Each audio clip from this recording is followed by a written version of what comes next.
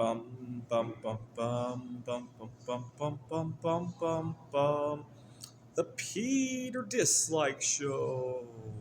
Bum bum bum bum bum bum bum. As much as I am a scientist nowadays, I used to have big misconceptions, scientific misconceptions. I was in fifth grade when I started reading my dad's old chemistry textbooks. I read it like I would, like fifth graders would read a novel. It was just a favorite subject of mine, and I thought the reason that we didn't have bigger, heavier elements is that we didn't dig far enough. Right? Things like moscovium or livermorium were very dense. Right? Well, we didn't call them moscovium back then, but they're very dense. And I thought when the Earth formed, they were very heavy and would have sank to the center of the Earth. And I remember thinking, when I grow up, I want to dig really far and find these strange materials, and I could discover a new element. The truth is that there might be some of that, because the theory is that there are islands of stability where elements are once again somewhat stable, maybe have half-lives in the millions of years, right? I used to have a big fear. I learned about electrolysis and how it can be used to make chlorine gas. If you electrolyze salt water, it makes potentially chlorine gas, depending on the pH in the solution. I thought if I were eating something salty, like a bag of potato chips, and then I touched an electronic device, a cell phone, a remote control, the mouse on my computer, or something like that, and electricity came into contact with salt, it would make chlorine. And it used to scare me a lot. And so what I would do is, if I were eating in front of the TV or something, what I would do is I would pour the chips into a bowl and use chopsticks to eat it. And I didn't think much of it, but one day my brother, he was 2 years old at the time, he started to mimic me doing that. And my dad was so upset. My dad said, "Look at what your brother is doing."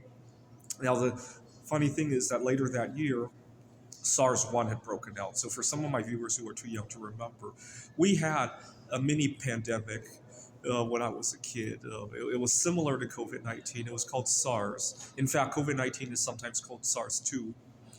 And after SARS-1 had broken out, now my dad wasn't so upset about me eating. Like, everybody was being careful about not putting their hands near their mouth. And so my dad was okay with that. Now, that was kind of our first touch with precautions like that.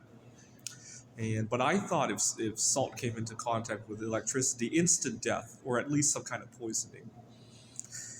And so I also thought part of the reason lightning has a smell to it is that when lightning hits salt water somewhere, it made chlorine gas. But then I realized electricity always comes positive and negative. I thought if a negative strike of lightning were to hit seawater, whatever metals were dissolved in the water, ions of it, would attract to the electricity and instantly form a metal nugget of some sort. And I thought it had to be one of the really stable metals that would precipitate out first, right? So I thought gold, silver, platinum nuggets were formed like that. Lightning hitting a bunch of seawater containing dissolved ions, and all of the gold ions just flying toward it.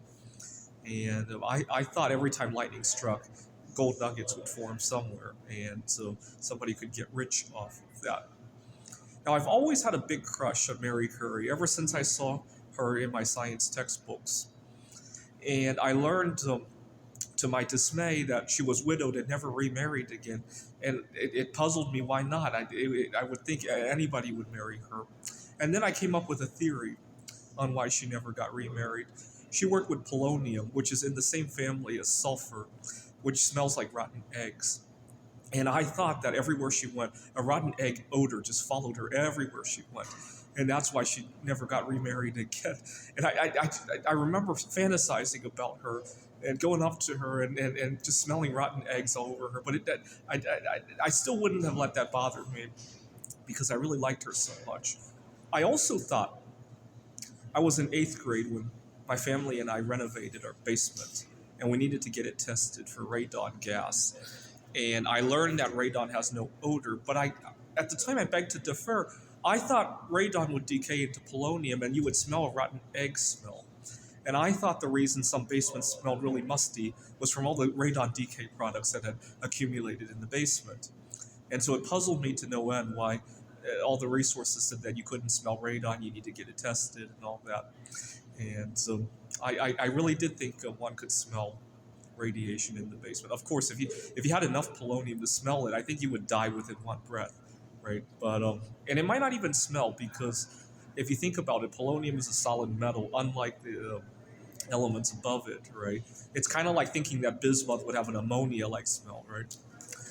This is the Peter Dislike Show. Bum bum bum bum bum bum bum bum bum bum bum bum. The Peter Dislike Show. Bum bum bum bum bum bum bum.